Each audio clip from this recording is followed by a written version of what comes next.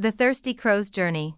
The thirsty crows joe a barren forest landscape with cracked earth and wilted trees, depicting the harshness of a drought-stricken environment. A close-up of a parched crow perched on a branch, its beak open in a desperate search for water, conveying the crow's struggle to quench its thirst amidst the unforgiving conditions. The thirsty crow stumbling upon a jug half buried in the ground, its eyes lighting up with hope as it realizes the potential source of water within. The crow's crestfallen expression as it pecks at the jug in vain, unable to access the water trapped inside due to the narrow neck of the jug, symbolizing the depths of its despair and disappointment. The crow's determined expression as it gathers small stones and drops them one by one into the jug, raising the water level until it is able to take a refreshing drink, showcasing the crow's ingenuity and resilience in the face of adversity. The crow perched on the edge of the jug, its beak submerged in the cool water as it drinks deeply, a look of satisfaction and triumph on its face,